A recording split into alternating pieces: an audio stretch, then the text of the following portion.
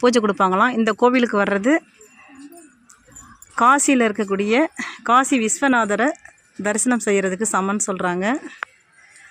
மதுரை மாவட்டத்தில் திருவேடகம் ஊராட்சியில் இந்த திருவேடகம் ஊராட்சியில் ஏகநாதர் டெம்பிள் இருக்குது. பழமை வாய்ந்த கோயில். வாங்க பாருங்கள். அப்படியே இந்த தூண்லாம் பாருங்கள். இதெல்லாம் ரொம்ப பழைய காலத்து தூண்களாக இருக்குது. ரொம்ப அழகாக இருக்குது பார்க்குறதுக்கு. திருவேடகம் ஏவார்குழலி ஏகநாதர் திருக்கோவில் இங்கே தான் அமைஞ்சிருக்கு. அதோட நுழைவாயில் தான் இது. இந்த நுழைவாயிலில் சிவபெருமான் ஏகநாதராக இருக்காங்க. அடுத்தது பக்கத்தில் இருக்கிற இந்த நுழைவாயிலில் ஏவார்குழலி அம்பாள் வீற்றிருக்காங்க. இந்த கேட்டு மூடி இருக்குது. அந்த பக்கமாக இருக்கக்கூடிய ஏகடவார் கோவில் வழியாக உள்ளே போயிட்டு சிவனை தரிசனம் பண்ணிவிட்டு அப்படியே உள்ளே இருந்து வர்றதுக்கான வழி உள்ளே அமைச்சிருக்காங்க.